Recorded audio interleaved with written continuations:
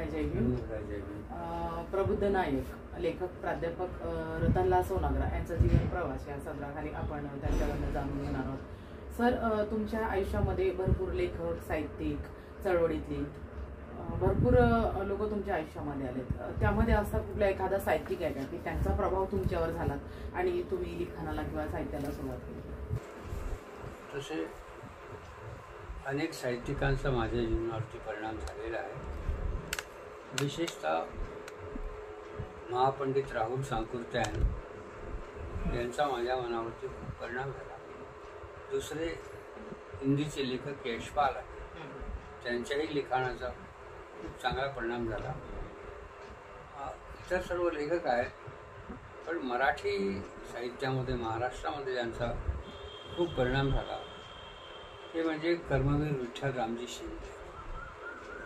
कर्मवीर विठ्ठल रामजी शिंदे यांचं माझ्या जीवन माझ्या आठवणी हे फार महत्त्वाचं पुस्तक आहे आणि ते मला कॉलेज जीवनात वाचलं, खूप आवडीनं ते वाचलं आणि त्यांच्या जीवनाचा खूप असा प्रभाव मला वाटला की एखादा मनुष्य सत्यनिष्ठपणे किती महत्त्वाचं काम करू शकतो आणि कशा प्रकारे सगळ्यांशी संबंध येऊन देखील त्याच्या स्वतःच्या मनामध्ये कुणाच्याही बद्दल दुर्भावना अशी नसते, तर तो प्रत्येकाशी एकरूप होण्याचा प्रयत्न करतो आणि सत्यनिष्ठेनं वागण्याचा प्रयत्न करतो. विठ्ठल रामजी शिंदे हे तसं मराठा कुटुंबात आपले ज्याला म्हणतो जमखंडी वगैरे ह्या तिकडच्या भागातून आणि महाराष्ट्रात राहून पुण्यात राहून त्यांनी शिक्षण घेतलं आणि पुण्यामध्ये शिक्षण घेताना त्यांना खूप वेगवेगळे अनुभव आले. त्यामध्ये त्यांनी त्याची वर्णनं केलेली आहे. मराठा समाजामध्ये शिक्षण तसं फार कमी, कारण शेती वगैरे असल्यामुळे थोडंच फार शिक्षण झालं की चालतं, पण त्यांना शिक्षणाची ओढ असल्यामुळे ते पुण्यात आले आणि त्या काळातल्या सगळ्या लोकांशी यांची भेटी झाली.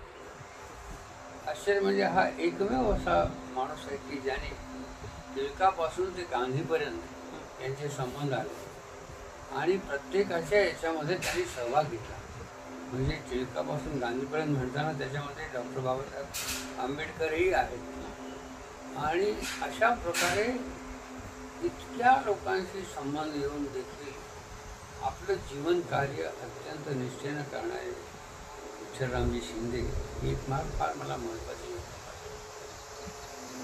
त्यांना इंग्लंडला जाण्यासाठी स्कॉलरशिप मिळाली आणि मग त्याच्यातून ते पुढे तिथे गेले आणि त्या ठिकाणी धम्माचं शिक्षण घेतलं. विशेषतः उदारमतवादी माणसाचा धर्म कसा असू शकतो अशा प्रकारे त्यांनी भारतामध्ये प्रबोधनासाठी ज्या ज्या काही गोष्टी लागतात त्याचं शिक्षण घेतलं आणि त्यांनी प्रार्थना समाजाचं काम सुरू केलं. पुण्यामध्येही जर प्रार्थना समाज होता. आता प्रार्थना समाज म्हणजे कसं की बंगालमध्ये राजा राममोहन राय यांनी सामाजिक चळवळ सुरू केली आणि त्या चळवळीमध्ये अनेक गोष्टी ज्या भारतीय धर्माच्या दृष्टीनं किंवा वेगवेगळ्या रूढी पद्धतीच्या दृष्टीनं ज्या वाईट प्रथा होत्या त्याच्या विरोधामध्ये त्यांनी भूमिका घेतली आणि त्यांनी ब्राह्मो समाज स्थापन केला. त्यांचा ब्राह्मो समाजाचा उद्देश म्हणजे उदारमतवादी आणि सर्वांना समजून घेणारा असा समाज हा स्थापन केला. त्याचंच रूपांतर पुढे प्रार्थना समाजामध्ये झालं आणि पुण्यामध्ये मात्र ते विचार केला की जर ब्राह्मो समाज हे नाव दिलं तर पुण्यामध्ये आणखी त्याला वेगळी ज्याला म्हणतो अवस्था येईल, त्यामुळे त्याला प्रार्थना समाज एक नाव ठेवण्यात आलं. प्रार्थना समाजाची ध्येय खूप चांगली की ईश्वर एक आहे, सर्व आपण त्यांचे बंधू आहोत, लेकर आहोत आणि माणसाशी माणसाने कसं वागावं अशा पद्धतीनं खूप चांगल्या पद्धतीनं त्यांनी ती मांडली आणि विठ्ठल रामजी शिंदे हे ध्येय निष्ठेनं काम करत होते. तर सर्वात माझ्या मनावर परिणाम करणारा भाग असा झाला की विठ्ठल रामजी शिंदे हे आपल्या प्रारंभीच्या काळामध्ये प्रार्थना समाजाचं काम करीत असताना अहमदनगरला आले. अहमदनगरलाही त्यावेळी प्रार्थना समाजाचं काम सुरू होतं आणि त्यामध्ये ते लोकांना उपदेश करत असत. आता कसं झालं की ब्रिटिशांच्या काळामध्ये काहींना राजकीय सत्तांतरासाठी प्रयत्न करायचा होता, स्वातंत्र्यासाठी प्रयत्न करायचा होता, पण ज्यांना या गोष्टीपेक्षाही हा समाज जो सगळा गुलाम का झाला हा फार महत्त्वाचा भाग. कसं असतं की एक वाक्य मी वापरलं होतं की लोक जेव्हा आपल्या अवनतीविषयी बोलतात तेव्हा काय म्हणतात की आम्ही गुलाम होतो म्हणून आम्ही खराब झालो, आमचा समाज बिघडला. म्हणजे अशी गोष्ट सांगतात की आम्ही गुलाम होतो म्हणून आम्ही अधपतित झालो. पण खरं उलट आहे, आम्ही अधपतित होतो म्हणून गुलाम झालो. आणि हे अधपतन असल्यामुळेच आपल्याकडे गुलामीच्या बेड्या आल्या आणि आपण माणसाविषयीचे द्वेष, जाती द्वेष खूप भयंकर वाढले की एकमेकांच्या त्याचं वाटोळं झालं तरी चालेल अशा पद्धतीचा जो भाव आपल्या मनामध्ये होता. त्यामुळे कुणीही आव्हाने राज्य करावं असं झालं की आपल्यावरती एका हिंदीमधल्या मोठ्या लेखकाने फार सुंदर वाक्य वापरलंय. एका वाक्यात ज्याला आपण इतिहास म्हणतो तसा अर्थ, इस देश पर गुंडे गुलाम लुटेरे यहाँ तक की सौदागर भी राज कर गए. म्हणजे परकीय आक्रमक की ज्यांना खायला नव्हतं ते लुटायचाच प्रयत्न करत होते, अशा लोकांनी टोळ्या आल्या आणि त्यांनी पराभूत केलं. गुलाम घराण्यातली माणसं आली, त्यांनीही इथं राज्य केलं, लुटारूंनी राज्य केलं, व्यापाऱ्यांनी राज्य केलं. तर हा देश असा आहे की मग कुणी यावं आणि राज्य करावं असं होता का? कारण आपला देशाचा इतिहास हा गुलामीचा इतिहास आहे आणि जो संघर्षाचा इतिहास आहे तो स्वामी विरुद्ध त्याच्यावरचा आक्रमक असा आहे. म्हणजे देश, स्वातंत्र्य या भावना कमी आहेत, पण बा माझा मालक, जिसका नमक खाया उसका काम करेंगे. म्हणजे तुम्ही कोणालाही नोकरीला ठेवायचं, तो तुमचा चाकर असला तर स्वामीनिष्ठाही महत्त्वाची, बाकी काही नाही. त्यामुळे स्वामीनिष्ठेमुळे आपल्याला आश्चर्य वाटेल की छत्रपती शिवाजींच्या राज्यात देखील खूप मुस्लिम अधिकारी होते, काम करणारे लोक होते, त्यांनाही नेमणूक मिळाली. कारण तिथे त्यावेळेचा गुण राजाच्या काळामध्ये स्वामीनिष्ठा हा महत्त्वाचा गुण मानला जातो. आज जसं आपण म्हणतो की देश, आता देश म्हणजे देशातली माणसं आणि देशातल्या माणसांच्या विषयी, पण एक काल्पनिक अशा प्रकारे आपल्या पुढे हे ठेवून त्या ध्येयावरती आपण जेव्हा लढण्याचा प्रयत्न करतो त्यामुळे ती यशस्वी होत नाही. त्यामुळे प्रत्यक्षामध्ये या देशामध्ये जातीयवाद आहे आणि वेगवेगळ्या जाती जमातीमध्ये देश असा वाटला गेलेला आहे. तर त्या काळामध्ये अशा स्थिती आहे की आमचं नगर शहर जे आहे ते नगर शहर असं ज्याला म्हणतात की 4 लोकांच्या वस्तीचं मोठं गाव आहे. म्हणजे त्यामध्ये एक विणकर समाज आहे की जो आंध्रमधून आलेला आहे, तो एक 25%, एक राजस्थानी समाज तो एक 25%, मुस्लिम 25% आणि इतर सगळे असे. म्हणजे हे बहुरंगी बहुआयामी असं गाव. आणि या बहुरंगी गावामध्ये माझं बालपण गेलं की मी सगळ्यांना पाहत असतो. या सगळ्यांची दृष्टी किंवा सगळ्यांचे स्वभाव मला कळत होते. तर विठ्ठल रामजी शिंदे नगरला आले आणि प्रार्थना समाजात त्यांची भाषणं झाली. त्या काळात आपली मंडळी, जी दलित मंडळी होती, ती ठिकठिकाणी कुठे कामाला सरकारी, कारण शेवटी त्यांना नोकऱ्या सरकारातच मिळत. जात पाहिल्यावर खाजगी कारखानदार तर काही ठेवणार नाही, तो कोणावर ठीक आहे, तो तर आपण स्वजातीयांनाच ठेवतो. पण त्यांना ब्रिटिशांच्या काळात नोकऱ्या मिळाल्या आणि ब्रिटिश सत्तेमध्ये एक गोष्ट झाली की कॅम्प्स जे आहेत, म्हणजे लष्करी छावण्या या वेगळ्या आहेत आणि शहर वेगळं. त्यामुळे कॅम्प्सची एक संस्कृती वेगळी निर्माण झाली. प्रत्येक कॅम्पचा एक वेगळं विभाजन, किंवा त्यात काम करणारे लोक, त्यात दलित लोक जे बटलरची कामं करीत, सेवा करीत, तर अशी वस्तीच वस्ती बसली. कारण कॅम्प ही संस्कृती वेगळी झाली आणि शहर एक वेगळं झालं. अशा कॅम्पच्या संस्कृतीमध्ये आपली काही माणसं कुठे कामाला होती, कुठे हॉटेलमध्ये कामाला आहेत, कुठे खाजगी बंगल्यामध्ये कामाला. तर नगरमध्ये एक बटलर होते आणि ते खूप चांगलं सामाजिक काम करत फार प्रसिद्ध होते. आणि त्यांना असं वाटलं की आपल्या मुलांच्या करता शाळा वगैरे कराव्या. निदान त्यांनी शाळेसाठी अर्ज केला होता. कारण शाळेमध्ये प्रवेश तर एक तर दिला तर ते जातीयवाद्याप्रमाणे असत आणि काही ठिकाणी करवट असत, बाहेरच बसा असं असायचं. बाबासाहेबांना देखील बाहेरच बसावं लागलं होतं शाळेच्या. तर ही माणसं घेणार कोण? मग अशा काळामध्ये काही लोकांना शिक्षकाच्या नोकऱ्या लागल्या 1-2 ठिकाणी. ती माणसं काय करता येईल आपल्या समाजाकरता ही पाहत होती. त्यामुळे भिंगार हा कॅम्पमध्ये भाग घेतो. कारण त्या ठिकाणी म्हणजे ब्रिटिशांची मोठी छावणी आहे आणि लष्करी केंद्र आहे. त्यामुळे तिथे कामं मिळू शकतात त्या वेगळ्या स्वरूपामध्ये. तर त्यांनी शाळेसाठी अर्ज केला होता. मग त्यांना असं कळलं की ही काही प्रार्थना समाजाची मंडळी आहेत की गोरगरिबांच्यासाठी काही कामं करू इच्छितात, त्यांना मार्गदर्शन. तर त्यांनी असा विचार केला आणि त्यापैकी 2 गृहस्थ हे विठ्ठल रामजी शिंदेना येऊन नवी पेठमधल्या प्रार्थना समाजात भेटले आणि त्यांना असं म्हणाले की आम्ही सगळे असे गरीब लोक आहोत, तर तुम्ही येऊन आमच्या वस्तीला मार्गदर्शन करा आणि आम्हाला काही शिक्षण घ्यायचं मुलांची इच्छा आहे, तर त्यात काही मदत करता येईल तर करा. तर विठ्ठल रामजी शिंदेने विचार केला की ठीक आहे, आपण सार्वजनिक कामात निघालो तर हाही प्रसाराचा भाग करू, माणूस सगळीकडे एक आहे. तर त्यांनी हो म्हटलं. तर सभेची वेळ काय करावी? तर ते म्हणाले की साहेब फार उशिरा होईल सभा, लोक खाऊन पिऊन येतील, मग आपण करू. तर म्हणजे ठीक आहे, मग रात्री तुम्ही तांगा घेऊन या.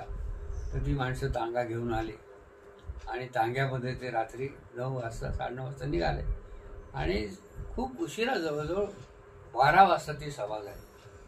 तर त्यांनी वर्णन केलं आहे त्या भिंगारच्या सभेचं. भिंगारचे सगळे गरीब लोक म्हणजे दलित वस्ती, महार वस्ती, मातंग वस्ती, जी काय वस्त्या होत्या त्या आजूबाजूच्या ते सगळे लोक तिथे जमा झाले रात्री 12 वाजता.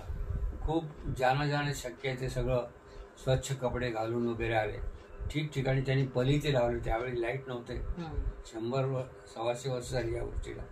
तर पलिते असे लावले होते आणि त्या दिवशी अमावास्या होती आणि हे सगळी माणसं त्यांची वाट पाहत बसली. ते म्हणले इतक्या उशिरा कसं? ते म्हणे लोक सगळे कामावरून येतात, ते कामावर आल्यावरती जेवण खाऊन आटपून आता ते येतील. म्हणजे रात्री 12 वाजता ते सुरू झालं.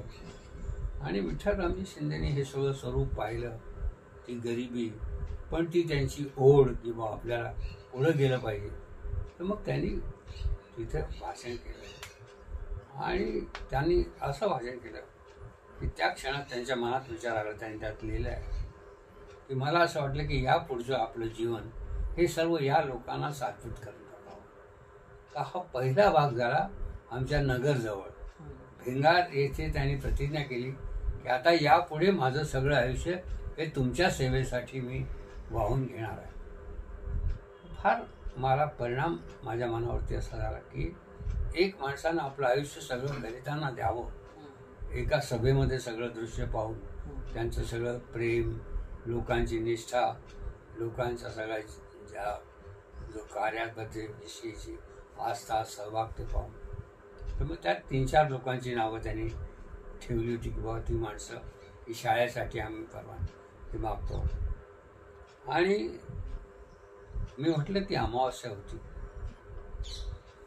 मी खूप महान पुरुषांची चरित्र वाचलेली आहेत. कुणाला जेव्हा साक्षात्कार होतो किंवा चांगलं वाटतं ते कसं आहे, ती पौर्णिमा वाटते. मग बुद्धाच्या पौर्णिमा सगळे, ज्ञान झालं ती पौर्णिमा, निर्वाण झालं ती पौर्णिमा, कबीराचं ते सगळे पौर्णिमेला करतात. परंतु अज्ञानाच्या अंधकारात अमावस्येला देखील साक्षात्कार होऊ शकतो आणि माणूस बदलू शकतो. हे मला विठ्ठल रामजींच्या जीवनामध्ये कारण लोकांना अमावस्येला काही करू नये, ती अशुभ असते वगैरे. पण या काळात देखील की जिथे अंधकार आहे सगळीकडे, त्या काळात त्यांना असं होतं की नाही, आपण दलितासाठी काम केलं पाहिजे आणि त्यांनी जी प्रतिज्ञा केली माझ्या मनावर फार परिणाम झाला. तो इतका की आता मी जेव्हा बऱ्याच वर्षांनी साहित्य संस्कृती मंडळाचा अध्यक्ष झालो आणि परत मला तो विषय जेव्हा आल्यावरती मी सांगितलं की विठ्ठल रामजींचं सगळं साहित्य आम्ही प्रसिद्ध करू आणि ते मी केलं. आणि मग मीही साहित्य संस्कृती मंडळाचा अध्यक्ष झालो.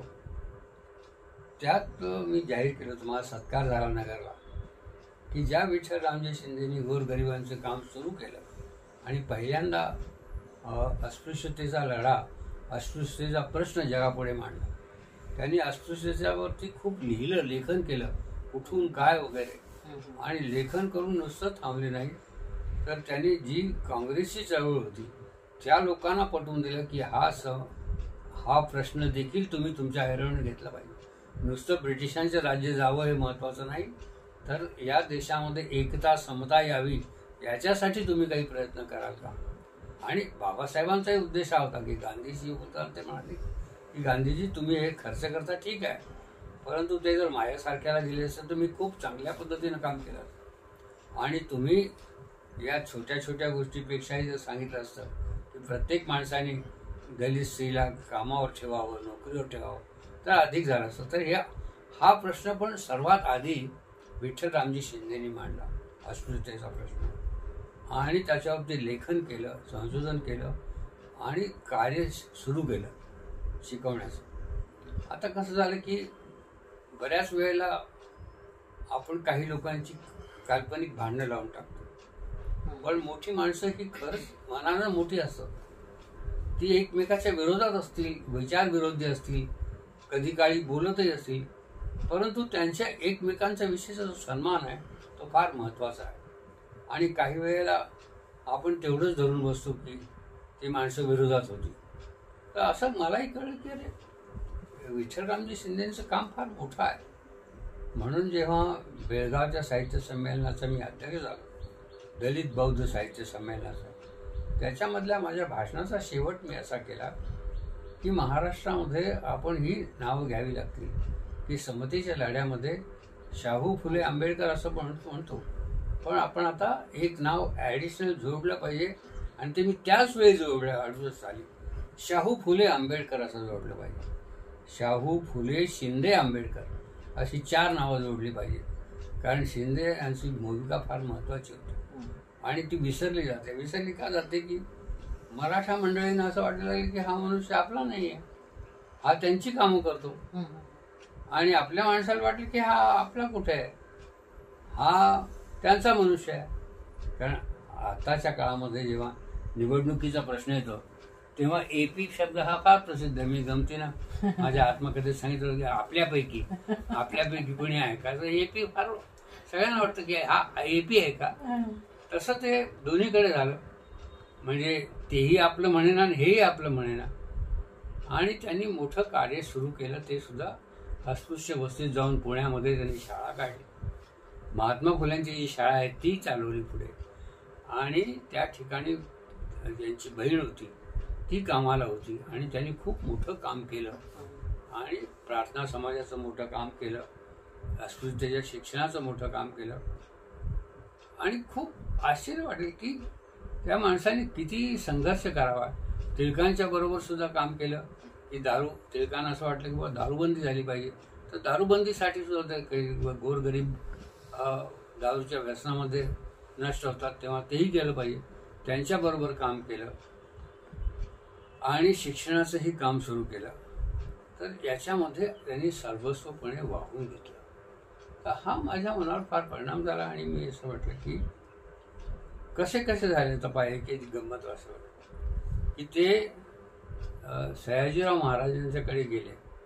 सयाजीराव महाराजांनी सगळ्यांना मदत करीत असत, आपल्याला माहिती आहे, त्यांची खूप आस्था होती. तर ते म्हणले की बाबा मी अस्पृश्यतेसाठी झाली तर काही करू इच्छितो. तर त्यांना ते काय म्हणाले की बोल तुम्ही हे करा, त्यांना काही जागा द्या, कोणाला काही नोकऱ्या द्या, पण म्हणे असं करा की यांची मुलं बाहेर कारण ते शिकून आले होते लंडन आणि त्यांच्या मनावरती सगळा परिणाम होता की एकदा तो समाज पाहिल्यावरती मनुष्य मग आपल्या समाजाचं कसं करावं हे पाहतो.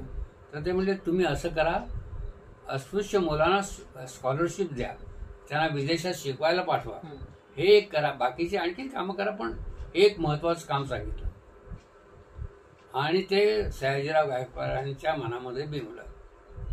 परत त्यांना स्वकीयांनी सांगितलं की हे काम करा. तेव्हा सयाजीराव महाराजांनी बाबासाहेब आंबेडकरांना जी स्कॉलरशिप मिळाली ती त्या काळामध्ये सुचवण्याचं काम विठ्ठलरामजी शिंदेंनी केलं. पण हे फार कमी लोकांना माहिती आहे, कारण सयाजीरावांचं जीवन माहीत नाही लोकांना की त्यांनी किती महत्वाचं काम केलं. तेव्हा आपण कसं आहे की जे दिसतं हाताला येईल तेच आपण माहिती आहे, आपल्याला बाकीचं आयुष्यभर शिक्षणाचा पत्ताच नसल्यामुळे सगळ्याच गोष्टी माहीत पडतील असं नाही. पण त्यांनी हेही सुचवलं, वस्त्या केल्या आणि यांना सहकारी शेती द्या याच्यासाठी मोठी चळवळ केली, जमिनी मागितल्या किंवा यांना सगळ्यांना शेती करू द्या, शाळा शिक्षणाची सोय केली, स्वतः शिकवत असत. तर अशा प्रकारे आपलं आयुष्य संपूर्णपणे त्यांनी प्रार्थना समाजाच्या रूपाने आणि इथे डिप्रेस क्लास मिशन ही जी संस्था आहे ती त्यांनी चालवली. आणि अहिल्याबाई होळकरांचे जे हे होते होळकर त्यावेळी राजे होते ते आले आणि त्यांनी मोठी देणगी दिली त्या काळात. मग मोठी जमीन खरेदी करून शाळा हॉल वगैरे तयार केले. आणि शेवटी एक लक्षात घ्या, जगामध्ये मी अनेक गोष्टी पाहिल्या की समजा मी संस्था बनवली, मोठी बिल्डिंग बनवली, इमारत बनवली, तर मी असं विचार करतो की ही कुणाला द्यायची? तुम्ही आपल्या नातेवाईकाला देतो. मी साखर कारखाना काढला तरी माझ्या मुलाला मी आधी चेअरमन करतो, त्याचा राज्याभिषेक करतो. मग काय आणखीन काही ज्या गोष्टी असतील त्या देतो. पण ज्यांच्यासाठी आपण संस्था काढली त्यांनाच ही संस्था अर्पण करावी, त्यांनीच पुढे चालवावी. आपण चालवलं इतकं ठीक झालं, त्यांनी कधीही कुणालाही आपल्या नातेवाईकाला घेतलं नाही आणि संस्थेचं प्रमुख केलं. त्यांनी आपल्या मंडळींना बोलावलं आणि त्यांच्या ताब्यात ती संस्था दिली. त्यासाठी खूप त्रास सहन करावा लागला, अनेक गोष्टी झाल्या, पण हे सगळं करून त्यांनी दिली आणि म्हणले आता मी आरामात जातो, तर तुम्ही तुमचं काम करा. पण इतकं मोठं वैभव DC मिशन सारखं हे आपल्या मंडळीच्या आज ताकद आहे, शेवाळ यांच्याकडे आहे. याचं कारण असं की त्यांची दृष्टी किती महान किंवा हे तयार केलेली गोष्ट आहे ही आपण आपल्या नातेवाईकांना नाही, इतरांना ज्यांच्यासाठी केली तीच कार्यकर्त्यांना द्यावी आणि ते देऊन मोकळे झाले.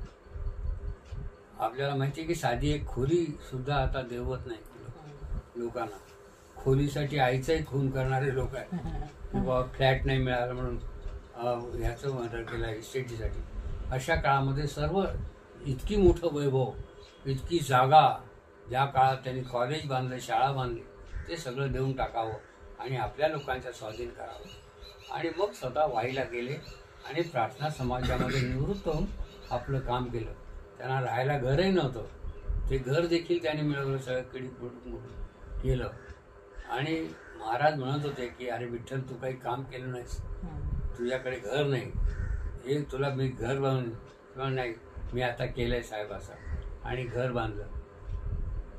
त्यांचे पुत्र आणि ही सगळी फार मोठी मंडळी झाली. ते मोठे एअर कमोडर झाले. त्यांचे नातू जे माझे मित्र होते आणि इथल्या प्रार्थना समाजाचे प्रमुख होते. आपल्याला माहीत नाही, कदाचित आपण जाऊन पाहावं. पुण्याच्या बुधवार पेठेमध्ये एक सुंदर प्रार्थना समाजाची बिल्डिंग आहे, ऐतिहासिक आहे. या सगळ्या आताच्या काळात आपल्याला दिसत नाही, पण जर गेले म्हणून पाहिलं तर लक्षात येईल ते फार महत्त्वाचं आहे.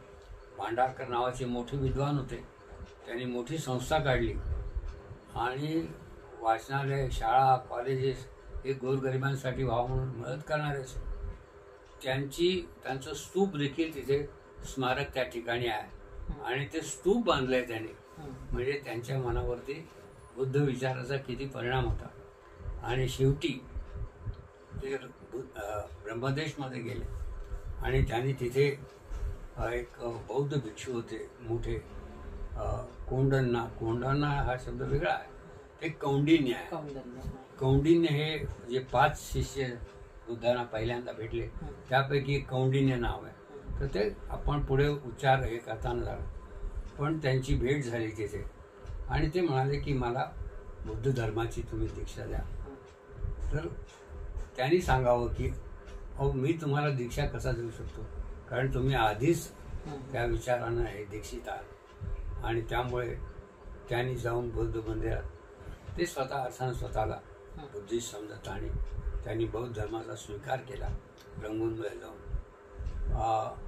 आपल्या सगळ्या लोकांच्या ह्याच्यामध्ये किंवा बाबासाहेबांचा ना विरोध होता. त्यांच्या निवडणुकीत असं झालं, ते निवडणुकीत पडले, कारण पडणारच. जो मनुष्य जातीयवाद मानत नाही त्याला मग स्वजातीय लोक देणार नाही आणि विजातीय लोक देणार. परंतु त्यांनी आणखीन एक मोठा विषय मांडला की ज्याच्यामुळे बाबासाहेबांचा विरोध लोकांना वाटतो तो असा की त्यांनी असं सांगितलं की बा जेव्हा एखादा प्रतिनिधी आपण दलितांचा घ्यायचा असेल तर तो चांगल्यापैकी घेतला पाहिजे. समजा काही वेळेला एखाद्या निवडणुकीमध्ये देखील लोक असा आपल्या अधिकाराखाली राहणारा माणूस उभा करतील आणि सगळ्या चाव्या तेच आपल्या हातात ठेवतील. तर जर चांगला जर कुणी भेटला नाही तर शासनानं ते नेमलं पाहिजे, त्याचा आमदार म्हणून त्याची नेमणूक केली पाहिजे असा त्यांनी विषय मांडला. बाबासाहेबांनी विरोध केला. बाबासाहेबांना असं वाटलं की जेव्हा शासन नेमेल तर शासन आपल्याच हाताखालच्या माणसाला किंवा आपल्याच गुलामाला आपल्याच मानसिक माणसाला नेमेल, तेव्हा त्याला विरोध केला. तो विरोध झाला, पण त्या विरोधाला सुद्धा ते कायम राहिले आणि पुढे हे झालं. पण किती आश्चर्यकारक घटना, कारण काव्यात्मक न्याय कसा असतो पहा की त्यांची दृष्टी खूप बरोबर होती विठ्ठलरामजींची की तुम्ही अशी निवडणूक घेतली तर बाकीचे लोक त्यांचं चांगला मनुष्य तुमचं जाऊ देणार नाही, तेव्हा चांगला मनुष्य हा तुम्ही निवडून करा. हे जेव्हा सांगितलं तेव्हा आश्चर्य वाटलं की स्वतः ते निवडणुकीत पडले, आमदारकीच्या निवडणुकीमध्ये. कारण त्यावेळी जे मतदारसंघ होते त्याच्यात सगळ्याची बांधणुकीमध्ये त्याच्यामध्ये आमच्या नगरचे एक प्रजे रोहम निवडून आलेले आहेत आमदार. पण त्या काळात बाबासाहेबांची नेमणूक करण्यात आली, कारण कायदा कसा पास झाला किंवा शासनानं नेमणूक करावी जर चांगला मनुष्य आला नाही तर, आणि त्यामध्ये बाबासाहेबांची निवडणूक झाली. पण आता कसं झालं की माणसं खूपच बेभान झालेली असतात ना, तेव्हा त्यांचं असं लक्षात नसतं किंवा काही माणसं किती शांतपणे त्यागानं काही गोष्टी कबूल करतात, विरोधही कबूल करतात.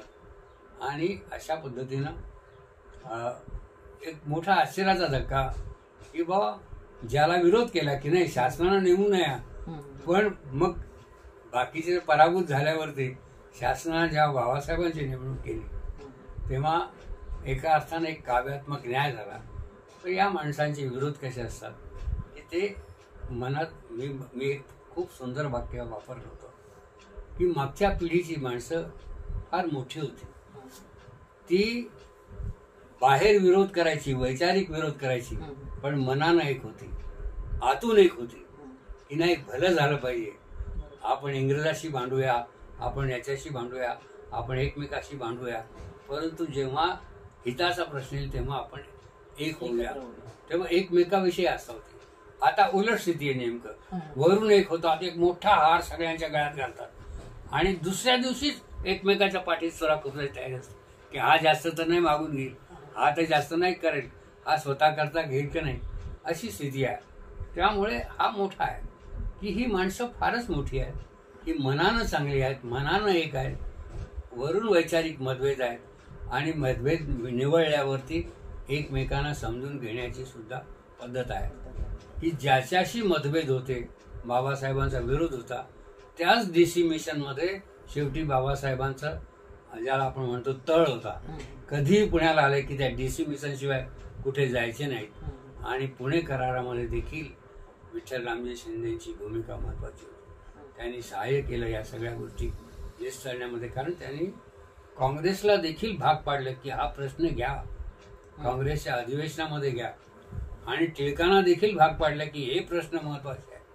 तेव्हा प्रत्येकाला या प्रश्नाच्या विषयी लक्ष द्यायला घालून काँग्रेस पक्षाला लक्ष द्यायला घातलं, टिळकांना लक्ष द्यायला घातलं त्याच्या आधी, आणि समाजाला लक्ष द्यायला घातलं, आपल्या समाजाला जागृत केलं आणि त्यांच्यासाठी शाळा काढून स्वतः काम केलं.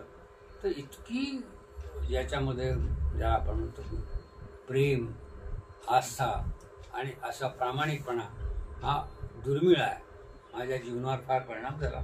तर मी असा विचार केला की ज्या माणसाने हा प्रश्न देशाच्या ऐरणीवर प्रथम पुस्तकातून मांडला, कृतीतून मांडला, शिक्षणातून मांडला आणि प्रत्येक गोष्टीच्या मागे यांची भूमिका होती, हा गृहस्थ शांतपणे शेवटी आपल्या सगळ्या गोष्टी सोडून निवृत्त जीवन जगत आपलं आयुष्य संपवलं.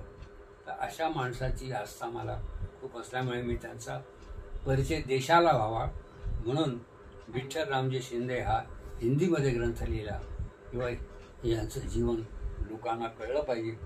आणि लोकांना जर हे जीवन कळलं तर लक्षात येईल की सामाजिक व्यवहार, राजकीय व्यवहार, वैचारिक मतभेद आणि वैचारिक उत्थान हे कसं करता येईल याचा एक खूप मोठा नमुना विठ्ठल रामजी शिंदे यांच्या जीवनात दिसतो. त्यांचा या नानापेठमध्ये एके ठिकाणी पुतळाही उभा आहे. मला वाटतं 2 ठिकाणी त्यांचे पुतळे आहेत. परंतु खूप मोठं कार्य केलं कर्मवीर विठ्ठल रामजी शिंदे यांनी. तर का कुणास ठाऊक अनायासे माझ्या भाषणामध्ये मी केलं की जशी एक रिले रेस असते, त्या रिले रेसमध्ये एक खेळाडू पुढे जातो, तो हातात मशाल असते त्याची ऑलिम्पिकमध्ये, आणि तो राऊंड पूर्ण झाल्यावरती ती आपली मशाल दुसऱ्याच्या हातात देतो आणि मग तो राऊंड मारतो. अशा प्रकारे ही एक समतेची एक रिले रेस आहे. याच्यामध्ये महात्मा फुलेंनी आपल्या हातामध्ये मशाल घेतली आणि आपलं कार्य पुरं केलं. पुढे जाऊन त्यांनी ती मशाल विठ्ठलरामजी शिंदेच्या हातात दिली, त्यांनी शाहू महाराजांच्या हातात दिली, शाहूंनी आंबेडकरांच्या हातात दिली, आंबेडकरांच्या नंतर हातात ती मारावटी मशाल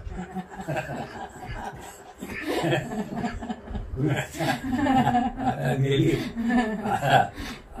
अजून मला सांगते पण ही रिले रेस आहे, कुणी ना कुणी ती घेऊन पुढे जाईलच. ही महत्वाची गोष्ट आहे.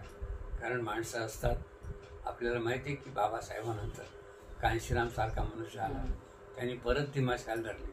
पण लक्षात आहे की राऊंड पूर्ण होण्याच्या आत पुन्हा एक अशी एक वेळ येते की त्यावेळी पुन्हा असं वाटतं की अरे आता नाही, पण नाही, पुन्हा कोणीतरी बरोबर येतो आणि ते झालेलं आहे.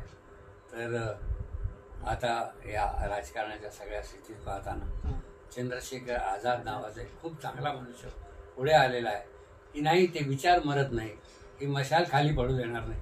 मग माणसं कितीही खपली तरी चालतील, पण ती मशाल घेऊन कोणीतरी पुढे जाईल, ती खाली पडू देणार नाही, एवढंच मला वाटतं.